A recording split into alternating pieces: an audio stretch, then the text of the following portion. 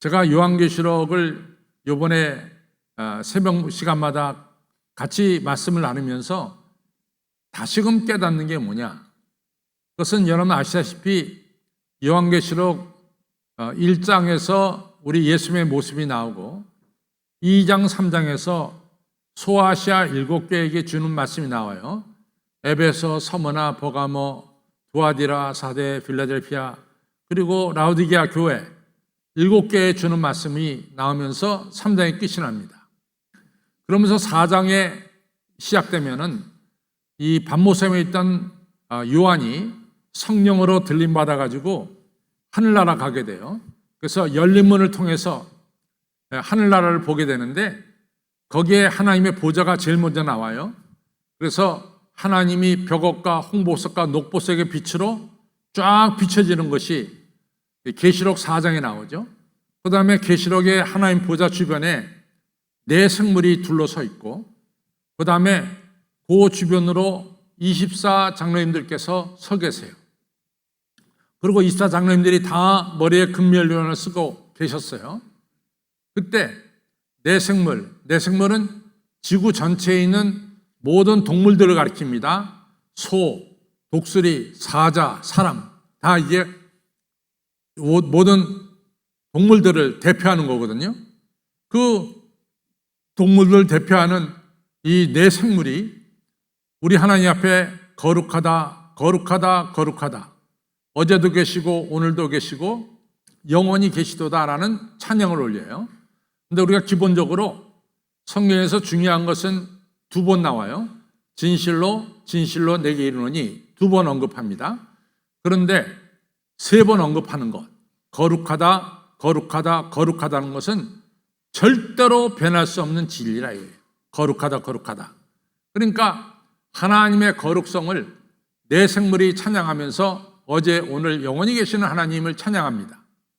근데 그 찬양으로 끝나는 게 아니라 그 다음에 바로 24 장로님들께서 머리에 있는 면류관을 하나님께 바치면서 또 하나님의 구원하심을, 전능하심을 찬양하는 찬양이 나와요. 그러면서 요한계시록 4장이 끝이 납니다. 그 다음에 요한계시록 5장에는 네 생물, 24 장로님들, 하늘에 있는 천군 천사들이 다 함께 하나님 앞에 찬양을 올리는 거예요. 그 다음에 이제 하나님에 대한, 하늘나라에 대한 모습이 그 다음에 어디에서 나오냐면 계시록 7장에서 나와요. 그 다음에 또 어디서 나오냐면 계시록 14장에서 나와요. 그 다음에 이제 19장, 20장, 21장, 22장서부터 새하늘과 새 땅이 이 땅에 도래하는 거죠. 그런데 한결같이 하나님의 나라, 하늘이 보여질 때마다 제일 먼저 등장하는 게 뭐냐면 하나님께 올리는 찬양이더라고 말이에요. 찬양. 그래서 제가 이번에 요한계시록을 같이 살펴보면서 느끼는 것 중에 하나가 뭐냐? 천국은 어떤 것이냐? 찬양하는 것이 천국이에요. 천국은 찬양이야. 그래서 찬양이 없는 것은 천국이 아니에요. 여러분과 저의 마음속에 주님을 향한 찬양이 자꾸만 퍼지잖아요? 그럼 여러분들 마음은 뭐예요? 천국이야. 근데 우리 마음속에 찬양하는 마음이 없어졌어. 그러면 그 마음이 천국일까요? 사실은 천국이 아닐지 몰라요. 천국은 찬양하는 것이에요. 그만큼 찬양이 중요합니다. 그 다음에 우리가 찬양할 때 악한 마귀는 물러가게 돼 있어요. 여러분들 찬송가 389장 원수, 마귀 모두 쫓겨나기는 찬송 소리 때문이다. 우리가 찬송 부를 때 이같이 지옥 권세가 떨리니 형제 자매들아 찬송합시다. 이것이 찬송가 389장 2절의 말씀입니다.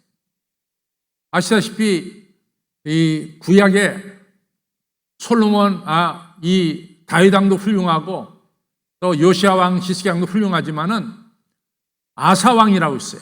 아사 왕도 꽤 훌륭한 왕입니다. 근데 아사 왕의 아들이 여호사밧인데 여호사밧이 예루살렘의 왕으로 있을 때 모압, 암몬, 마온 세 족속이 쳐들어왔어요. 큰일 났습니다. 세 족속이 쳐들어와서.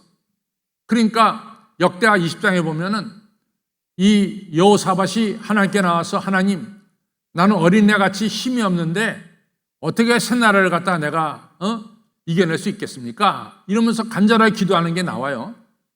그때 하나님께서 내가 모압과 암몬과 마온을 내 손에 붙였다, 이런 말씀하십니다. 그러니까 승리를 주시겠다고 약속하신 거죠.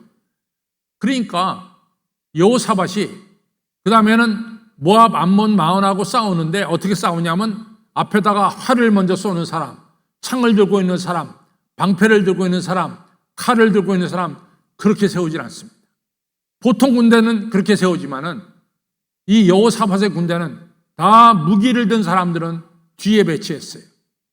맨 앞에 누구를 배치했느냐? 우리에게 할렐루야 찬양대 같은 찬양대를 배치했어요. 그래가지고 전쟁터 맨 앞에서 찬양대가 찬양을 올리는 거야. 그랬더니 기적 역사가 일어나는데 그 찬송소리 듣고 아까 지옥 권세가 떨린다고 389장 2절에서 그랬잖아요. 모압, 암몬, 마온 군대가 정신이 혼란해지기 시작합니다. 그래서 서로 죽이는 자중질환이 그 안에서 일어났어요. 그리고 승리를 거뒀습니다. 여러분도 그렇습니다. 이 찬양은 적들을 물리치고 찬양은 우리에게 승리를 가져다 주는 게 찬양이에요. 찬양이 너무 중요한 거예요. 여러분, 우리가 필렌체에 가보면은 그 미켈란젤로가 이 대리석을 깎아서 만든 데비드상이 있죠. 다비드상이. 그러면 여러분과 제가 이 다비드상을 이렇게 보면서 우리가 느끼는 게 뭘 느낍니까? 야, 미켈란젤로는 역시 천재야. 저렇게 어떻게 조각을 잘해? 이렇게 우리가 미켈란젤로의 천재성을 거기서 발견합니다.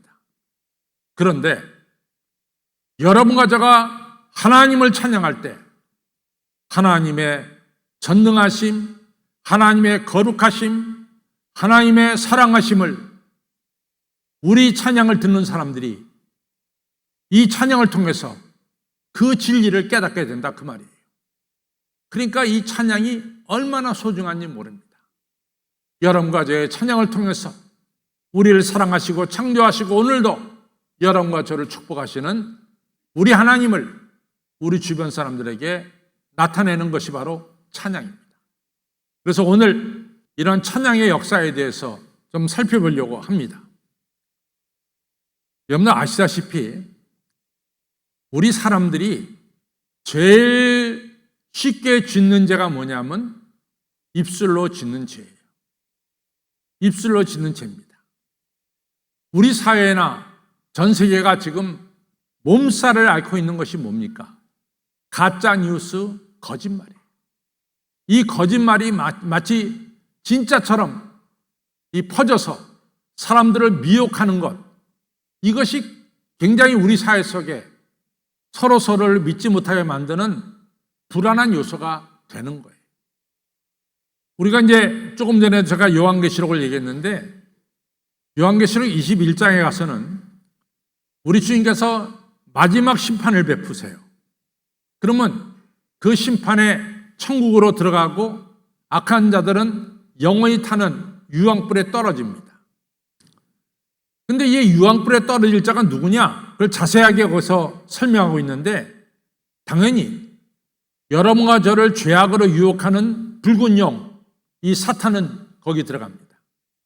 그 다음에 여러분과 저를 미혹해서 하나님을 대적하게 만드는 마귀도 거기 들어갑니다. 사탄 마귀, 그 다음에 바다에서 올라온 짐승, 땅에서 여러분과 저를 우상숭배하도록 만드는 이 거짓 예언자들 다 불과 유황에 빠져요. 여기까지 저도 조금 더 이의가 없어요. 그런 것들은 다 영원히 타는 풀른 불 속에 던져져야 되는구나. 거기까지는 저는 조금 더 거기에 대해서 이의가 없습니다. 근데 그 다음에 누가 나오냐면은 거짓말하는 자들이 거기로 들어간다는 거야. 거짓말하는 자들이 불과 유황불에. 그러니 이게 얼마나 심각한 거예요. 우리가 쉽게 범하는 죄 중에 하나가 우리 입술로 범하는 죄인데 그 죄 짓는 자들이 유황불 속에 던져진다라고 하는 사실이에요. 그래서 10계명 제9계명에 거짓 증거하지 말라는 이런 말씀을 우리에게 주셨습니다. 그런데 중요한 것은 보십시오. 여러분과 저가 하나님을 찬양해요. 우리가 하나님을 찬양할 때는 하나님의 진리를 증거하는 거예요. 하나님은 거룩하신 하나님, 영원하신 하나님, 우리를 사랑하신 하나님, 우리 하나님에 대해서 우리가 마음껏 찬양해요. 그것은 진리입니다. 우리가 찬양을 하나님께 올리는 그 시간에는 여러분과 저의 입술에는 거짓말을 할 수가 없어요. 왜냐하면 우리가 찬양하니까. 이것이 찬양의 핵심입니다. 여러분과 저가 하나님을 찬양하고 하나님의 진리를 증거할 때 그 시간으로 우리가 똑같이 거짓말을 할 수는 없잖아요. 그 시간은 오로지 하나님께만 찬양 돌리는 시간이에요. 우리의 찬양은 하나님의 진리를 더욱더 높이고, 그리고 우리가 찬양할 때 거짓은 우리 입에서 사라지게 되는 것이죠. 그래서 찬양의 핵심이 바로 여기 있어요. 우리가 하나님의 영광을 높이고 진리를 높이는 이런 입술이 된다 이거죠. 제가 지난주에도 얘기했지만은 405장을 작시한 분이 존 뉴턴 아닙니까? 존 뉴턴이 노예 상한 것이 너무 죄스러웠어요. 너무 자기가 창피하고 죄스러웠어요. 이 죄의식, 자기가 잘못한 것을 갖다가 씻는 이러한 것 중에 하나가 나 같은 죄인 살리신 주 은혜 놀라와 하면서 찬양을 부른 거죠. 그래서 그 찬양을 통해서 자기 이 죄가 주의 은혜의 보혈로 씻겨진 것을 체험하고 자기가 새로운 사람으로 거듭났다는 것을 갖다 다시 한번 느끼는 것이 바로 존 뉴턴이 지은 405장의 찬송입니다. 저는 또 405장의 찬송이 최근에 와서 너무 중요한 것은 2015년에 이 사우스캐롤라이나 찰스톤이라는 곳에서 흑인들만 모이는 예배당이에요. 흑인들만. 그 흑인들이 예배를 드리는데 백인 우월자들이 들어와서 총으로 난사했어요. 목사님을 비롯한 성도인들이 8명이 죽었어요. 정말 21세기에 일어날 수 없는 일이 이 예배당 안에서 이 백인 우월자들의 주의자들에 의해서 흑인을 쏴 죽이는 이런 역사가 일어났어요. 얼마나 흑인들이 이 해도 너무한 게 아니냐 말이에요. 어떻게 예배 시간에 들어와서 이 총을 난사하느냐. 그때 대통령이 누구냐? 버락 오바마가 대통령이에요. 너무나 이 미국이 침울한 가운데 있었어요. 그때 장례식이 찰스턴에 있는 농구장에서 장례식이 이루어졌는데 그 장례식에 6,000명이 참여했어요. 6,000명. 물론 그 장례식에 버락 오바마 대통령이 참여했죠. 버락 오바마 대통령 차례가 됐어요. 이분이 딴 거 하지 않았습니다. 찬송가 405장 어메이징 그레이스를 불렀어요. 나 같은 죄인 살리신 주 은혜 놀라워. 여러분, 이 찬양이 백인에 대한 증오, 이러한 흑인의 마음을 위로했고 또 백인들도 이 찬양 앞에서 저들의 죄를 깊이 깨닫는 회개의 역사가 일어나서 그 안에 모든 사람이 일어나 흑인들이 백인이 지은 찬송가지만 부르면서 화해의 역사가 일어났습니다. 기적 같은 역사가 일어났습니다. 여러분, 그렇습니다. 여러분과 제가 찬양하는 동안 우리의 입술로 뭐를 증거해요? 진리를 증거해요. 그리고 거짓은 사라져. 여러분과 제가 찬양하는 동안에 우리가 하나님의 은혜를 깨닫고 내가 죄 용서함 받고 죄 은혜가 임하는 이 체험을 하게 돼요. 여러분과 제가 다 한 목소리로 찬송가를 부를 때 우리 안에는 사랑과 화해의 역사가 일어나는 것이 바로 찬양입니다. 찬양이 얼마나 중요한지 몰라요? 아무쪼록 여러분들의 입술에는 늘 찬양이 돌기를 주님의 이름으로 축원합니다. 두 번째 찬양은 우리의 상처를 치유하는 거예요. 여러분들 찬송가 우리 470장을 불렀어요. 내 평생에 가는 길 순탄하든지 험하든지 내 영혼 평안해 평안해. 이거 470장입니다. 스태포드라고 하는 분이 작살했어요. 이 스태포드라고 하는 분은 어떤 분이냐면 외동딸 하나밖에 없어요. 근데 이 딸이 그 배를 타고 여행하다가 그 배가 파손당해서 그 딸이 거기 죽고 말았어요. 스태포드가 너무 슬픈 거예요. 세상에 하나밖에 없는 딸인데 그 딸이 이같이 배가 파손하면서 죽은 거죠. 그 슬픔과 그 고통은 견딜 수가 없었어요. 근데 스태포드가 이 기도를 하는 동안에 바로 내 평생 하는 길, 이 험하든지 평하든지 내 영혼 평안해, 평안해, 이것이 자기 머리에 떠오른 거예요. 그 기도 끝내자마자 그걸 작사를 했습니다. 그래서 오늘날 찬송가 470장이 그 가사가 남게 됐어요. 근데 제가 이 40년 넘게 담임 목회를 하면서 느낀 것 중에 하나가 뭐냐면, 제가 이제 여러분들 다 저의 신방을 받아본 분들은 알지만은 제가 신방 가면은 조한천성가 몇 장입니까? 조한천성가 불러요. 근데 470장 좋아하는 사람들이 꽤 많아요. 근데 보면은 나름대로 크고 작은 슬픔이 있어요. 본인이 지독한 암 때문에 고생하는 분들, 또 자식을 먼저 보내놓고 슬픔에 잠긴 분들, 그 밖에 이런저런 모양으로 다 아픔이 있는 분들이 있어요. 근데 그분들이 좋아하는 찬송가가 470장, 내 평생에 가는 길, 순하든지 험하든지 이러면서 내 영혼은 평안해, 이 찬송가를 부르면서 마음의 슬픔과 고통을 넘어서는 이런 은혜를 받는 것을 제가 옆에서 보게 됩니다. 찬송은 우리의 상처를 치유하는 거예요. 매터슨이라고 하는 이 찬송가 359장을 작시한 분인데, 이분은 글쎄 20살에 갑작스럽게 장님이 됐어요. 눈이 멀었어요. 그래서 어머니가 이 아들을, 장님된 아들을 돌보다가 어머니가 세상을 떠났어요. 그 다음에 시집 안 간 누나가 이 남자 동생을 좀 돌봤어요. 장님된 동생을. 근데 누나가 시집 가더니 더 이상 돌볼 수가 없게 됐어요. 혼자 남았어, 혼자. 누구도 이 장님된 청년을 인도하는 사람이 없게 됐단 말이죠. 너무 외롭고 고독하고 인생을 어떻게 살아야 되는지 이 메타스는 너무 고통스러웠습니다. 그때 하나님께 기도했어요. 그때 하나님이 뭐라고 말씀하냐? 세상 사람 다 떠나도 난 너를 안 떠나. 그 찬송가 가사가 All love that will not let me go. 나 혼자 가도록 하나님의 사랑은 내버려두지 않는다. 이것이 찬송가 가사예요. 여러분, 이처럼 찬양은 우리에게 하나님이 우리와 함께 하심을 느끼게 하고 담대하게 살아가도록 만드는 것이 바로 찬양입니다.